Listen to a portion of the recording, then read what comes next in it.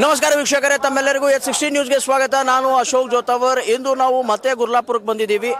ರೈತರ ಒಂದು ಈ ಪ್ರೊಟೆಸ್ಟ್ಗೆ ಗೋಕಾಕ್ನ ವಕೀಲರು ಎಲ್ಲರೂ ಬಂದಿದ್ದಾರೆ ಈ ಒಂದು ಪ್ರೊಟೆಸ್ಟ್ಗೆ ಸಪೋರ್ಟ್ ಮಾಡೋದಕ್ಕೆ. ಸೊ ಅವರ ಒಂದು ಮನದಾಳದ ಮಾತು ಏನು ಕೇಳ್ಕೊಂಡು ಬರೋಣ ಬನ್ನಿ ವೀಕ್ಷಕರೇ. ಸರ್, ಪ್ರಥಮವಾಗಿ ನಮಸ್ಕಾರ, ನಮ್ಮ ಚಾನಲ್ಗೆ ಸ್ವಾಗತ. ಧನ್ಯವಾದ ಸರ್. ರೈತರು ಈ ಪಾರ್ಟಿ ಕಷ್ಟಪಡ್ತಿದ್ದಾರೆ. ಈ ಒಂದು ಕಷ್ಟಕ್ಕೆ ವಕೀಲರ ವತಿಯಿಂದ ಏನು ಮಾತು? ಇವತ್ತಿನ ದಿನ ನಮ್ಮ ಗೋಕಾಕ್ ವಕೀಲರ ಸಂಘ ಎಲ್ಲ ವಕೀಲರು ಸೇರಿ ಗೋಕಾಕನ್ನು ಬಂದ್ ಮಾಡಿಸಿ ಈ ಒಂದು ರೈತ ಹೋರಾಟಕ್ಕೆ ಬೆಂಬಲ ಸೂಚಿಸಿದ್ದೇವೆ. ಗೋಕಾಕದಿಂದ ಗುರ್ಲಾಪುರ ಕ್ರಾಸ್ ತನಕ ಸುಮಾರು 400 ಬೈಕ್ಗಳ ರ್ಯಾಲಿಯ ಮುಖಾಂತರ ಸುಮಾರು ನಮ್ಮ ಜೊತೆಗೆ ಮತ್ತು ದಸ್ತಗಿರಿದವರು ಎಲ್ಲ ದಸ್ತ್ ಬರದಾರದವರು ಎಲ್ಲರೂ ಸೇರಿಕೊಂಡು ಈ ಒಂದು ರೈತ ಹೋರಾಟಕ್ಕೆ ನಾವು ಇಲ್ಲಿ ಬಂದಿದ್ದೇವೆ. ಇವತ್ತಿನ ದಿನ ಈ ರೈತರ ಹೋರಾಟಕ್ಕೆ ನಾವು ಸಂಪೂರ್ಣವಾಗಿ ಬೆಂಬಲವನ್ನು ಸೂಚಿಸುವುದರ ಮುಖಾಂತರ ರೈತರ ಬೆಲೆ ನಿಗದಿ ಆಗುವ ತನಕ ನಾವು ಕೋರ್ಟಿನಲ್ಲಿ ವಕಾಲತ್ತು ವಹಿಸುವುದಿಲ್ಲ ಅಂತ ನಮ್ಮ ಬಾರದಿಂದ ನಿರ್ಣಯವನ್ನು ತೆಗೆದುಕೊಂಡಿದ್ದಾರೆ. ಯಾವುದು ಗೋಕಾಕ್ ಬಾರದಿಂದ ಸರ್, ಈ ಒಂದು ಹೋರಾಟ ಏನಿಲ್ಲಪ್ಪ ಅಂತಂದ್ರು ಇನ್ನೂ ಒಂದು 10 ದಿವಸ 15 ದಿವಸ ಮುಂದೆ ಹೋದರೆ ನಿಮ್ಮನ್ನೇ ನಂಬ್ಕೊಂಡಿರುವಂಥ ಕ್ಲೈಂಟ್ಸ್ಗಳು ಇರ್ತಾರೆ, ಹೌದಾ? ಅವ್ರಿಗೆ ಇಂದು ಬೇಲಾಗತ್ತೆ, ನಾಳೆ ಬೇಲಾಗತ್ತೆ, ಹೌದಾ? ಯಾವುದೋ ಒಂದು ಕ್ರಿಮಿನಲ್ ಕೇಸಸ್ ಇರಲಿ, ಯಾವುದೇ ಇರಲಿ, ಅವ್ರ ಗತಿ ಏನು ಸರ್? ವಕಾಲತ್ ಬಂದ್ ಮಾಡಿದ್ರೆ ಇವತ್ತು ಕ್ರಿಮಿನಲ್ ಇರ್ಬೋದು, ಸಿವಿಲ್ ಇರ್ಬೋದು, ಎಲ್ಲರೂ ರೈತನ ಮಕ್ಕಳೇ. ಯಾಕಂದ್ರೆ ಇವರೆಲ್ಲರೂ ರೈತನ ಮಕ್ಕಳೇ. ನಾವು ಇವತ್ತು ಹೋಗ್ಬೋದು, ಹೋಗದಿರ್ಬೋದು. ನಮ್ಮ ಕ್ಲೈಂಟ್ಗಳು ಹೇಳಿದ್ದಾರೆ, ನಾವು ಏನು ಬೇಕಾದ ತ್ರಾಸಾಗಲಿ, ರೈತರು ಸುಖವಾಗಿದ್ರೆ ನೀವು ಸುಖವಾಗಿರ್ತೀರಿ, ನಿಮಗೆ ಪೀಕ್ ಕೊಡಾಕು ಆಗ್ತೈತಿ, ಎಲ್ಲ ಆಗ್ತೈತಿ, ನೀವು ಬೆಂಬಲ ಕೊಡ್ರಿ ಅಂತಕ್ಕಂಥ ವಿಚಾರವನ್ನು ಕ್ಲೈಂಟ್ಗಳು ಸುಖ ನಮ್ಮ ಜೋಡಿ ಕೈ ಜೋಡಿಸಿದ್ದಾರೆ. ಅದಕ್ಕಾಗಿ ನಾವು ಸ್ವಯಂ ಖುಷಿದಿಂದ ನಾವು ಕೂಡ ಇದಕ್ಕೆ ಭಾಗವಹಿಸಿದ್ದೇವೆ. ಯಾಕಂದರೆ ಎಲ್ಲರೂ ರೈತನ ಮಕ್ಕಳೇ. ರೈತ ಖುಷಿಯಾಗಿದ್ದರೆ ನಮ್ಮ ಹೊಟ್ಟೆ ತುಂಬುತ್ತದೆ. ನಮಗೆ ಅನ್ನ ಹಾಕೋರು ರೈತರು. ಅವರು ಸುಖವಾಗಿದ್ದರೆ ನಮಗೆ ಎಲ್ಲರಿಗೂ ಇಂಡಿಯನ್ ಎಕನಾಮಿಕ್ಸ್ ಡೆವಲಪ್ಮೆಂಟ್ ಆಗಬೇಕಾದ್ರೆ ರೈತರ ಕೈಯಾಗ ರೊಕ್ಕ ಬಂದಾಗ ಮಾತ್ರ ಆಗಕ್ಕೆ ಸಾಧ್ಯ ಇದೆ, ಇಲ್ಲಂದ್ರೆ ಆಗೋದಿಲ್ಲ. ಆ ನಿಟ್ಟಿನೊಳಗೆ ಇವತ್ತು ಸ್ವಯಂ ಎಲ್ಲರೂ ನಮಗೆ ರೈತರಿಗೆ ಬೆಂಬಲ ಸೂಚಿಸಿದ್ದಾರೆ. ಅದಕ್ಕೆ ನಾವು ಕೂಡ ನಮ್ಮ ಕ್ಲೈಂಟ್ಗಳಿಗೂ ಕೂಡ ನಮಗೆ ಸೂಚನೆ ಕೊಟ್ಟು ನಮ್ಮ ಇದಕ್ಕೆ ಬೆಂಬಲ ಸೂಚಿಸುವಂಥ ನಿರ್ಣಯವನ್ನು ತೆಗೆದುಕೊಂಡಿದ್ದೇವೆ ಸರ್. ಮತ್ತು ಈ ಒಂದು ಏನಂತಾರೆ ಪ್ರೊಟೆಸ್ಟ್ ಟೈಮಲ್ಲಿ ಜಜ್ಮೆಂಟ್ ರಿಲೀಸ್ ಆಗುವಂತಹ ಎಲ್ಲ ಇರುತ್ತೆ, ಹೌದಾ? ನಾಳೆ ಡೇಟ್ ಇರುತ್ತೆ, ನಾಡಿದ್ದು ಡೇಟ್ ಇರುತ್ತೆ, ಸೋಮವಾರ ಡೇಟ್ ಇರುತ್ತೆ, ಮಂಗಳವಾರ ಡೇಟ್ ಇರುತ್ತೆ. ಅವ್ರದ್ದು ಜಜ್ಮೆಂಟ್ಗಳು ಪಾಸ್ ಆಗ್ತಾವ, ಇಲ್ಲಾಂದರೆ ಜಜ್ಮೆಂಟ್ಗಳು ಕೂಡ ಹೆಲ್ಡಪ್ ಆಗ್ತಾವ? ಜಜ್ಮೆಂಟ್ಗಳು ಆಗ್ತಾವೆ, ಹಾಗೇನಿಲ್ಲ. ಯಾಕಂದರೆ ಜಜ್ಮೆಂಟ್ಗಳು ಆಗ್ತವೆ, ಅದಕ್ಕೇನು ಇದಿಲ್ಲ. ಯಾಕಂದರೆ ಜಜ್ಮೆಂಟ್ ಬಂದಿದೆ ಅದು ಕೊನೆ ಹಂತಕ್ಕೆ ಬಂದಿರ್ತದೆ, ಅದನ್ನು ಮಾಡ್ಬೋದು, ಅದು ನಮಗೇನು ತಕರಾರಿಲ್ಲ. ಆದರೆ ಇನ್ನೊಂದು ಏನಂದರೆ ರೈತರಿಗೆ ತೊಂದರೆ ಆದರೆ ಎಲ್ಲರಿಗೂ ತೊಂದರೆ ಆಗ್ತದೆ. ಅದಕ್ಕೆ ರೈತರಿಗೆ ಕಬ್ಬಿನ ಬೆಲೆ ಸೂಕ್ತವಾದ ಬೆಲೆಯನ್ನು ನಿಗದಿಪಡಿಸಬೇಕು. ಮತ್ತು ಇನ್ನೂ ಒಂದು ನಾವು ಇವತ್ತು ಸರ್ ಒಂದು ಪ್ರಶ್ನೆ ಕೇಳ್ತೀನಿ, ಏಕೆ ಪಡಿಸ್ಬೇಕು? ನಾ ಯಾಕೆ ಮಾತು ಕೇಳ್ತಾ ಇದ್ದೀನಿ ಅಂತಂತಂದರೆ, ಇಲ್ಲಿವರೆಗೂ ಆದರೂ ಕೂಡ ಯಾವುದೇ ಏನಂತೀರ ನೀವು, ಇಲ್ಲಿ ಮೇನ್ ಲೀಡರ್ಸು ಅದು ಕೂಡ ಸುತ್ತುವರೆದಂತಹ ಎಲ್ಲ ಗೋಕಾಕು, ಮೂಡಲಗಿ, ಬೆಳಗಾವಿ ಜಿಲ್ಲೆಯಲ್ಲಿ ಆಲ್ಮೋಸ್ಟ್ ಆಲ್ ಎಲ್ಲ ಕಾರ್ಖಾನೆಗಳು, ಶಾಸಕರದು, ಮಿನಿಸ್ಟರ್ಗಳದಿವೆ. ಅವ್ರು ಯಾಕೆ ಬಂದು ಕೊಡ್ಬೇಕು ಸರ್ ಇಲ್ಲಿ? ಅವರು ಯಾರಿಗೆ ನೀಗುವತನಲ್ಲಿ ಅವ್ರು ಇಲ್ಲಿ ಬರವಾರ್ರಿ. ನೀಗ್ತಿದ್ರೆ ಬೆಂಬಲ ಸೂಚಿಸ್ತಿದ್ರು. ಹೆಂಗಂದ್ರೆ ರಾಜಕಾರಣಿಗಳು ಹೆಂಗಂದ್ರೆ ತಮಗೆ ಓಟ್ ಬೇಕಾದಾಗ ಮಂದಿ ಕಾಲು ಬಿದ್ದ, ಮಂದಿಗೆ 500, 1000, 2000 ರೂಪಾಯಿ ಒಂದು ಓಟಿಗೆ ಕೊಟ್ಟು ಮತ್ತು ಸರಾಯಿ, ಹೆಂಡ, ಬಾಡೂಟ ಇವನ್ನೆಲ್ಲ ಮಾಡಿಸ್ಕಿಸಿಂದ ತಾವು ಆರಿಸಿ ಬರಬೇಕಾದ್ರೆ ಇಷ್ಟೆಲ್ಲ ಪ್ರಯತ್ನ ಮಾಡ್ತಾರೋ. ಒಬ್ಬ ರೈತ ಮ್ಯಾಲೆ ಬರಬೇಕಾದ್ರೆ ಇವ್ರ ಬೆಲೆ ನಿಗದಿ ಮಾಡೋಕ್ಕೆ ಇವ್ರಿಗೇನು ಸೊಕ್ಕ ಮಾಡಬೇಕಲ್ಲ ಸರ್. ಈಗ ಲೀಗಲ್ ಆಗಿ ಇದಕ್ಕೊಂದು ಏನು ಸಪೋರ್ಟ್ ಇನ್ನೊಂದು ಸಿಗಬಹುದು ಅಂದ್ರೆ, ನೀವೇನಾದರೂ ಫ್ಯಾಕ್ಟ್ರಿಗಳ್ದು ಇದ್ರ ಮೇಲದು ಸ್ಟೇ ಒಗಿಬೋದಾ? ಇಲ್ಲಪ್ಪ ಅಂತಂದರೆ ಸೋಮೋಟೋದಿಂದ ಪ್ರತಿಯೊಬ್ಬ ವಕೀಲರೂ ಕೂಡ ಅಂದರೆ ಈ ಪ್ರಶ್ನೆ ನಾನು ಏನಕ್ಕೆ ಕೇಳ್ತಾ ಇದ್ದೀನಿ, ರ್ಯಾಲಿ ಮಾಡ್ಕೊಂಡು ಬಂದ್ರಿ, ಓಕೆ, ಇಲ್ಲಿ ಬಂದು ಬೆಂಬಲ ಸೂಚಿಸಿದ್ರಿ, ಓಕೆ, ಲೀಗಲ್ ಆಗು ಕೂಡ ಏನಾದರೂ ಅವ್ರಿಗೆ ಏನಂತೀರ ನೀವು, ಯಾರು ಕಿವಿ ಕೇಳದಿರೋ ಥರ ಕೂತಿದಾರಲ್ಲ, ಅವ್ರಿಗೇನಾದರೂ ಒಂದು ಸ್ವಲ್ಪ ಇದನ್ನು ಮಾಡ್ಬೋದಾ? ಒಂದು ಸ್ವಲ್ಪ ಬಿಸಿ ಮುಟ್ಟಿಸ್ಬೋದಾ? ಈಗಾಗಲೇ ನಮ್ಮ ವಕೀಲರ ಸಂಘದ ಅಧ್ಯಕ್ಷರು ಹೇಳಿದ್ದಾರೆ, ರೈತರು ಹೋರಾಟ ಮಾಡಬೇಕಾದ್ರೆ ರೈತರಿಗೆ ಯಾವುದಾದ್ರೂ ಕೇಸ್ಗಳಾಗಲಿ, ತೊಂದರೆಗಳಾಗಲಿ ನಾವು ಸರ್ ಇದು ಓಕೆ, ಅದೇ ಅಲ್ಲ ಇದು ಓಕೆ. ನಾನೇನು ಕೇಳ್ತಾ ಇದ್ದೀನಿ, ಇವಾಗ ಫ್ಯಾಕ್ಟ್ರಿ ಮಾಲಕರು ಅವ್ರದ್ದೇ ಆದಂಥ ಬೇರೆ ಬೇರೆ ವರ್ಕ್ಗಳಲ್ಲಿ ಒಳಗೊಂಡಿರ್ತಾರೆ. ಹಾಂ ಸರ್, ನಾವು ರೈತರ ಪರವಾಗಿ ಈ ಬೆಲೆ ನಿಗದಿಪಡಿಸಲಿಕ್ಕೆ ಕಾನೂನುಬದ್ಧ ಏನು ಹೋರಾಟ ಅದಲ್ಲ, ಅದಕ್ಕೂ ನಾವು ನಮ್ಮ ಉಚ್ಚ ನ್ಯಾಯಾಲಯದ ವಕೀಲರ ಜೊತೆ ಸಂಪರ್ಕ ಮಾಡಿ ಅದಕ್ಕೆ ಏನು ಕಾನೂನುಬದ್ಧವಾಗಿ ಏನು ಹೋರಾಟ ಮಾಡ್ಬೇಕಾ ಅದನ್ನೂ ಬೆಂಬಲ ಕೊಡ್ತೀವಿ. ಇದೇನಾದ್ರೆ ಈ ಸರ್ ಬೆಂಬಲ ಅಂದ್ರೆ ಇನ್ ದ ಸೆನ್ಸ್ ದಟ್ ನೀವೇನು ಅವೆಲ್ಲ ಅವರು ದಂಧೆಗಳೇನು ನಡೀತಿರ್ತಾವಲ್ಲ, ಏನು ವರ್ಕ್ಗಳು ಮಾಡ್ತಿರ್ತಾರಲ್ಲ, ಅದ್ರ ಮೇಲೆ ಏನಾದ್ರು ಸ್ಟೇ ತರುವಂತಹ ಒಂದು ಏನಾದ್ರು ಕಾರ್ಯಕ್ರಮ ಹಮ್ಮಿಕೊಂಡಿದ್ದೀರಾ? ಕಾನೂನಲ್ಲಿ ಏನು ಅವಕಾಶ ಅದ ಅದು ಎಲ್ಲದಕ್ಕೂ ನಾವು ಅದಕ್ಕೆ ಬದ್ಧವಾಗಿರ್ತೀವಿ. ಅದಕ್ಕೆ ಹೋರಾಟಕ್ಕೆ ನಾವು ಮುಂಚೆನೇ ಇರ್ತೀವಿ. ಇದು ರಾಜ್ಯ ಸರ್ಕಾರಕ್ಕೆ ಒಂದು ಎಚ್ಚರಿಕೆ ಕೊಡ್ತಾ ಮುಂದಿನ ಒಂದು ವಿಚಾರ ಹೇಳಬೇಕಂದ್ರೆ ಈ ಫ್ಯಾಕ್ಟ್ರಿ ಮಾಲಕರ ಮೊಂಡತನ ಬಿಡದೆ ಹೋದ್ರೆ ನಮ್ಮ ಒಂದಿಷ್ಟು ವಕೀಲರು, ನಾವು ಯುವ ವಕೀಲರು ವಿಚಾರ ಮಾಡಿದ್ದೀವಿ. ಒಂದು ಜಾಗೃತಿ ಅಭಿಯಾನನ ಸಂಪೂರ್ಣವಾಗಿ ಕರ್ನಾಟಕದಾದ್ಯಂತ ನಾವು ರೈತರಿಗೆ ಜಾಗೃತಿ ಅಭಿಯಾನ ಮಾಡ್ತಾ ಅದರೊಳಗೆ ಇಲ್ಲಿ ಇದು ಬೆಳಗಾವಿ ಜಿಲ್ಲೆಯಲ್ಲಿ ಹೆಚ್ಚಿನ ಸಕ್ಕರೆ ಕಾರ್ಖಾನೆಗಳು ಏನದಾವಲ್ಲ, ಈ ಬೆಳಗಾವಿ ಜಿಲ್ಲೆಯಲ್ಲಿ ನಾವು ರೈತರಿಗೆ ಜಾಗೃತಿ ಅಭಿಯಾನ ಮಾಡೋದ್ರ ಮೂಲಕ ಮುಂದೊಂದು ದಿನ ಈ ಫ್ಯಾಕ್ಟ್ರಿಗಳು ಬಂದ್ ಬೀಳುವ ಮಟ್ಟಕ್ಕೂ ತಂದು ನಿಲ್ಲಿಸುವಂತ ಒಂದು ವಿಚಾರಧಾರೆ ನಾವು ವಕೀಲರಲ್ಲಿ ಹಮ್ಕೋತಾ ಇದ್ದೀವಿ. ಯಾಕಂದ್ರೆ ನಾವು ಬಂದು ಬೆಳೆಸೋದಂದ್ರೆ ನಾವು ಕಬ್ಬನ್ನು ಬೆಳೆಯುವುದನ್ನ ರೈತರಲ್ಲಿ ಒಕ್ಕಟ್ಟು ಮಾಡಿ ವಾಣಿಜ್ಯ ಬೆಳೆ ಆದ ಕಬ್ಬನ್ನ ಬಂದ್ ಮಾಡ್ಬೇಕಂತ ವಿಚಾರ ಮಾಡ್ತಾರೆ. ಸರ್ ವಾಣಿಜ್ಯ ಬೆಳೆ ಹೆಂಗಾಗತ್ತೆ ಸರ್? ನಾನೇನ್ ಹೇಳ್ತಿದ್ದೀನಿ, 4,500 5,000 ಖರ್ಚು ಬರುತ್ತೆ ಯಾರಿಗೆ? ರೈತರಿಗೆ. ಇದು 3,500 ಇಲ್ಲಿ ಹೋರಾಟ ಮಾಡ್ತವ್ರೆ, ಇನ್ನೂ 1,500 ಅಂಡರ್ದಲ್ಲೇ ಬರ್ತವ್ರೆ. ಇದು ಹೆಂಗ್ ವಾಣಿಜ್ಯ ಬೆಳೆ? ಈಗ ನಾ ಹೇಳಿದ್ ವಾಣಿಜ್ಯ ಬೆಳೆ ಅಂದ್ರೆ ನನ್ನ ಮಾತಲ್ಲಿದು. ಈ ಸರ್ಕಾರ ಮಟ್ಟದಲ್ಲಿ ಈ ಕಾನೂನು ಮಟ್ಟದಲ್ಲಿ ಏನು ಮಾತಾಡ್ತಾರಲ್ಲ ಅವ್ರ ಪ್ರಕಾರ ವಾಣಿಜ್ಯ ಬೆಳೆ. ಈಗ ನೀವು ಯಾಕಂದ್ರೆ ನಾವು ವಕೀಲರಾಗಿ ಹೇಳ್ಬೇಕಂದ್ರೆ ಈಗ ನನ್ನ ಪ್ರಕಾರ ವಾಣಿಜ್ಯ ಬೆಳೆ ಅಲ್ಲ. ನಾನು ವೈಯಕ್ತಿಕ ಅಭಿಪ್ರಾಯ ಕೇಳ್ತೀನಿ, ನಾ ಕಬ್ಬು ಬೆಳೆಯೋದಕ್ಕೆ ವಿರೋಧನದೀನಿ. ಕಬ್ಬಿಂದ ನಮಗೆ ಯಾವುದೇ ರೀತಿ ಲಾಭ ಇಲ್ಲ. ಈ ಸರ್ಕಾರಕ್ಕೆ ಲಾಭ ಅದ. ಏನ್ ಟ್ಯಾಕ್ಸ್ ಹಾಕ್ತಾರಲ್ಲ, ಈ ಟ್ಯಾಕ್ಸ್ ಈಗ ಕರ್ನಾಟಕ ಸರ್ಕಾರದವ್ರು ಮಾತಾಡ್ತಾರೆ, ಮಾನ್ಯ ಮುಖ್ಯಮಂತ್ರಿ ಸಿದ್ದರಾಮಯ್ಯ ಅವರು. ಈಗ ಅವರಂತೂ ಓಪನ್ ಆಗಿ ಹೇಳ್ಬಿಟ್ರೆ 3,200 ರೂಪಾಯಿ ಮೇಲೆ ನಾನು ಕೊಡೋದಿಲ್ಲ. ಅದೇ ನಾ ಹೇಳ್ತೀನಿ, ರೈತರು ಇದು ಒಂದೇ ಅಲ್ಲ, ಸಾಕಷ್ಟು ಸರಿ ನೋಡ್ತೀನಿ. ನೀವು ಕಬ್ಬಿಗೆ ಅಷ್ಟೇ ಅಲ್ಲ, ಸಾಕಷ್ಟು ಬೆಳೆಗಳನ್ನ ನೋಡಿದ್ರೆ ನಾವು ಟೊಮಾಟೊ ಬೆಳೆದಿರ ಇರ್ಬೋದು, ಬೇರೆ ಬೇರೆ ತರಕಾರಿ ಬೆಳೆದಾಗಿ ನೋಡ್ಬೋದು. ನಮ್ಮ ರೈತರು ಅದನ್ನ ಬೀದಿಗೆ ಸುರಿ ಪ್ರತಿಭಟನೆ ಮಾಡಿದ್ದು ಅದ. ರೈತ ಆದನೆ ಅಂತ ಹೇಳಿ ಅವು ಕೆಲವೊಂದು ತನ್ನ ಬೆಳೆ ಹೋಯ್ತೇನೋ ಅದನ್ನ ತನ್ನ ಕ್ರೋಧ ಎದ್ರ ಮೇಲೆ ವ್ಯಕ್ತಪಡಿಸ್ತಾನ, ತನ್ನ ಬೆಳೆ ಮೇಲೆ ವ್ಯಕ್ತಪಡಿಸಿ ಬೀದಿಗೆ ಎಸೆದು ಹೋಗೋದು ನೋಡ್ತೀವಿ ನಾವು. ಇವತ್ತಿಗೂ ಏನಾದ್ರು ಹಿಂಗಾದ ನಾಳೆ ನಮ್ಮ ರೈತರು ಒಕ್ಕಟ್ಟು ಮಾಡಿ ಇಡೀ ಕಬ್ಬನ್ನ ಸುಟ್ಟು ಹಾಕಿ ನಾವು ಮುಂದೆ ಕಬ್ಬನ್ನ ಬೆಳೆಯುವುದಿಲ್ಲ ಅಂತ ನಿರ್ಧಾರ ತಗೊಂಡ್ರೆ ಅವಾಗ ಸಾಯೋರು ಯಾರು? ರೈತ ಸಾಯಲ್ಲ. ನಮಗೆ ಹಳೆ ಪದ್ಧತಿನೂ ಗುರ್ತದೆ. ರೈತರು ಈಗಿನ ಹಳೆ ಪದ್ಧತಿ, ವಸ್ತು ಇವನ ಪದ್ಧತಿ, ನಾವು ಬೆಳೆದು ನಮಗೆ ಬೇಕಾದ ಮತ್ತೊಬ್ರು ರೈತನ ಕಡೆ ಇಸ್ಕೋದು, ಅವ್ರಿಗೆ ಬೇಕಾದ ನಮಗ್ ಕೊಡುದು. ಬಟ್ ಇವಾಗ ಕರೆನ್ಸಿ ಅನ್ನೋದೊಂದು ಮಾತೈತಲ್ಲ ಸರ್, ದುಡಿತಿರ್ತೇವೆ. ಹಳೇದಿಲ್ಲ, ಏನಂತೀರ ನೀವು? ಬಾರ್ಟರ್ ಸಿಸ್ಟಮ್ ಇಲ್ಲ ಇವಾಗ ಇರೋದು ದುಡ್ಡು ಸಿಸ್ಟಮ್. ಏನ್ ಸಾಮಾನು ಬೇಕು ಇವಾಗ ನೋಡಿ, ನನಗೆ ಈ ಶರ್ಟ್ ಬೇಕಪ್ಪ ಅಂದ್ರೆ ನಾನು ದುಡ್ಡು ಕೊಟ್ಟು ಕಟ್ಕೊಂತೀನಿ.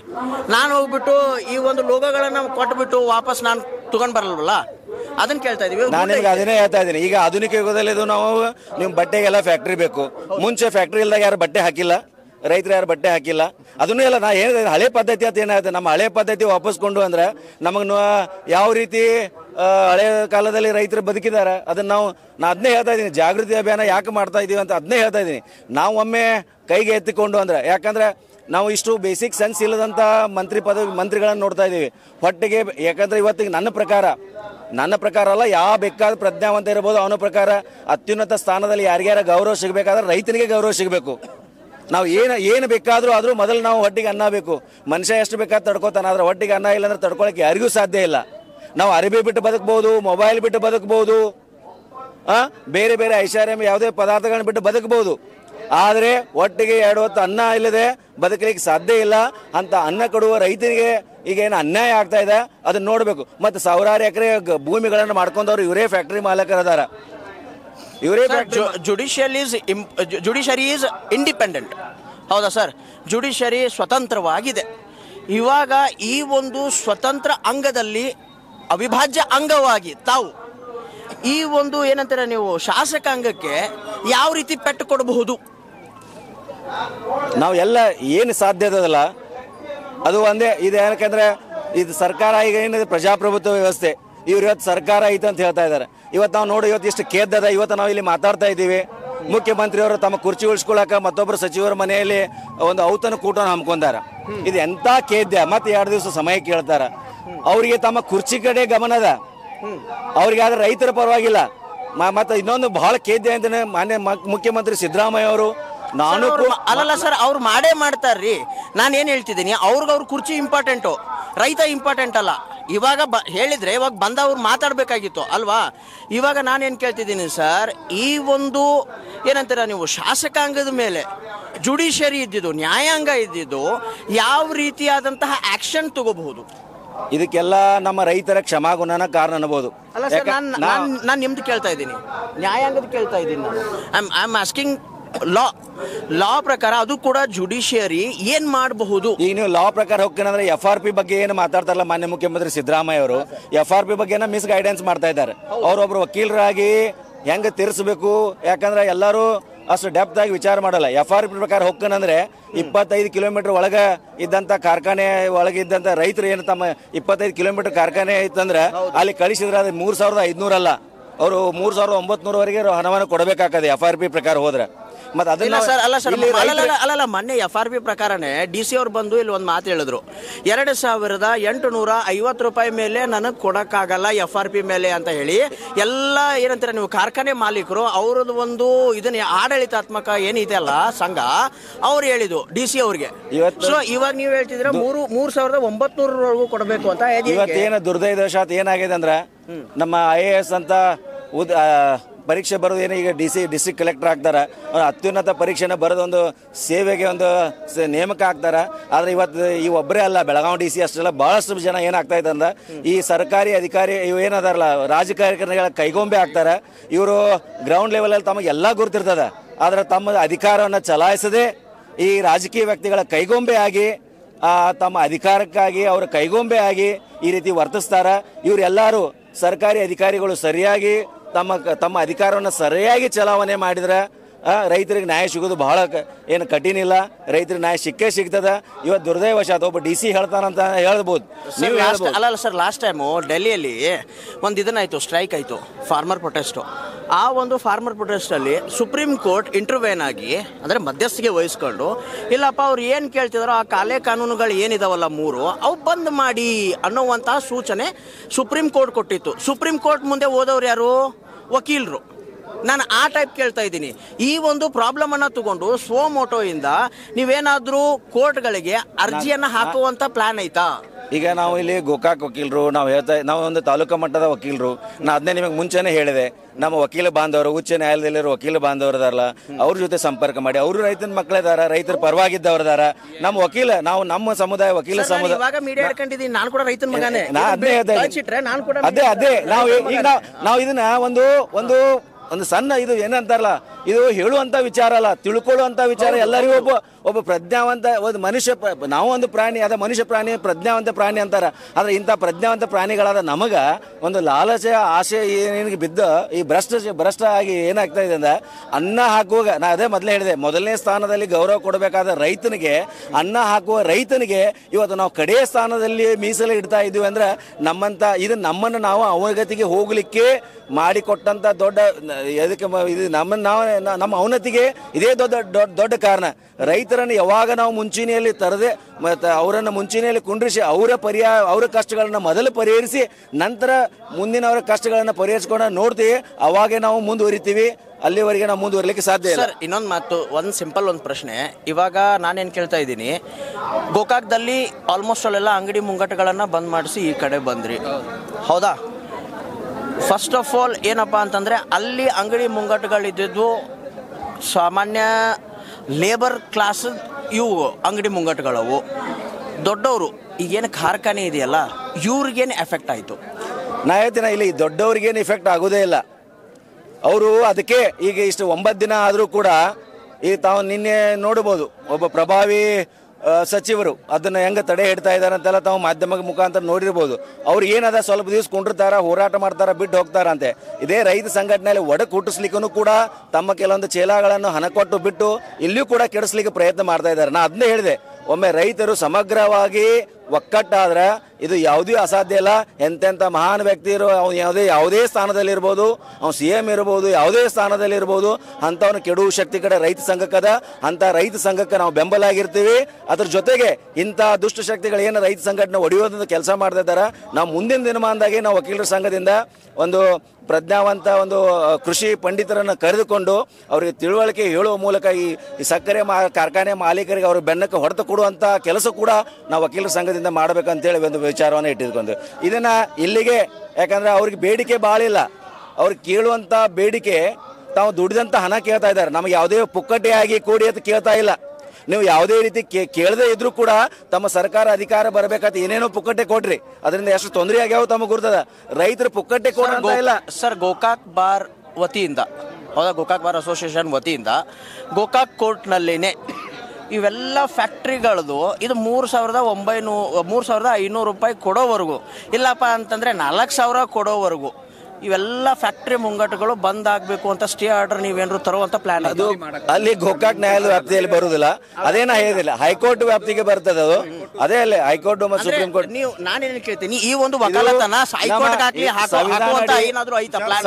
ಸಂವಿಧಾನ ಅಡಿಯಲ್ಲಿ ಏನೇ ರಿಟ್ ಪ್ಲಾನ್ ಕೇಳ್ತಾ ಇದ್ದೀವಿ. ಸಂವಿಧಾನ ಅಡಿಯಲ್ಲಿ ಏನು ರಿಟ್ ಪಿಟಿಷನ್ ಬರ್ತದೆ, ರಿಟ್ ಪಿಟಿಷನ್ ಹಾಕೋ ಜುಡಿಷಿಯಲ್ ಎಲ್ಲಿ ಬರ್ತದೆ ಅಂದ್ರೆ ಉಚ್ಚ ನ್ಯಾಯಾಲಯ ಮತ್ತು ಸರ್ವೋಚ್ಚ ನ್ಯಾಯಾಲಯ ಬರ್ತದೆ. ನಾ ಆಗಲೇ ಹೇಳಿದೆ ನಿಮಗೆ, ನಾವು ಅಲ್ಲಿ ವಕೀಲರ ಜೊತೆ ಮಾತಾಡಿಕೊಂಡು ಅದನ್ನು ಮುಂದಿನ ಏನು ಕ್ರಮ ಕೈಗೊಳ್ಳಬೇಕಲ್ಲ ಅದನ್ನು ಕಳ್ಕೊಳ್ತೇವೆ. ಸೊ ನೋಡಿದ್ರಲ್ಲ ವೀಕ್ಷಕರೇ, ಯಾವ ರೀತಿ ವಕೀಲರು, ಅದು ಕೂಡ ಗೋಕಾಕ್ ಬಾರ್ ಅಸೋಸಿಯೇಷನ್ ವಕೀಲರು ಯಾವ ರೀತಿ ಒಂದು ಸ್ಪಷ್ಟವಾದಂತಹ ನಿಲುವನ್ನು ನೀಡ್ತಾ ಇದ್ದಾರೆ. ಅದು ಏನಪ್ಪ ಅಂತಂತಂದರೆ, ರೈತರಿಗೋಸ್ಕರ ನಾವು ಸದಾ ಕಾಲ ನಿಲ್ತೀವಿ, ಆಮೇಲೆ ರಿಟ್ ಪಿಟಿಷನ್ ಹಾಕೋ ಮುಖಾಂತರ ಈ ಒಂದು ಏನಂತಾರೆ ನೀವು ಹೈಕೋರ್ಟ್ಗೆ ಆಮೇಲೆ ಬೇಕನ್ನಿಸಿದ್ರಪ್ಪ ಅಂತಂದರೆ ಸುಪ್ರೀಂ ಕೋರ್ಟ್ವರೆಗೂ ಹೋಗ್ತೀವಿ ಅನ್ನುವಂತಹ ಮಾತು ಕೂಡ ಅವ್ರು ಹೇಳ್ತಿದ್ದಾರೆ. ಸೊ ಈ ಟೈಪ್ ಎಲ್ಲರೂ ಕೂಡ ಅವ್ರದ್ದೇ ಆದಂತಹ ಏನಂತೀರ ನೀವು ಮನದಾಳದ ಮಾತನ್ನು ಇಟ್ಕೊಂಡ್ಬಿಟ್ಟು ರೈತರಿಗೆ ಸಪೋರ್ಟ್ ಮಾಡ್ತಾ ಇದ್ದಾರೆ. ಸೊ ಮಿನಿಸ್ಟರ್ ಆಗಲಿ, ಆಮೇಲೆ ಅದೇ ರೀತಿ ಏನಂತೀರ ನೀವು ನಮ್ಮ ಲೆಜಿಸ್ಲೇಟಿವ್, ಇವ್ರು ಎಲ್ಲರೂ ಕೂಡ ಇಲ್ಲಿ ಬಂದು ತಾವು ಕೂಡ ರೈತರ ಮಕ್ಕಳೇ. ಸೊ ಸ್ವಲ್ಪ ಬಂದು ರೈತರ ಗೋಳನ್ನು ಕೇಳಿ ಅನ್ನುವಂತಹ ಮಾತನ್ನು ನಿಮ್ಮ ಮುಂದೆ ಪ್ರಸ್ತುತಪಡಿಸ್ತಾ ಈ ಒಂದು ಕಾರ್ಯಕ್ರಮವನ್ನು ಇಲ್ಲಿಗೆ ಮುಕ್ತಾಯಗೊಳಿಸ್ತಾ ಇದ್ದೀನಿ. ಇದಾಗಿತ್ತು ಈ ಹೊತ್ತಿನ ಸುದ್ದಿ. ಇನ್ನಷ್ಟು ಸುದ್ದಿಗಳಿಗಾಗಿ ಸದಾ ಫಾಲೋ ಮಾಡ್ತಾ ಇರಿ S16 ನ್ಯೂಸ್. ಇದು ಸತ್ಯದ ಕೈಗನ್ನಡಿ.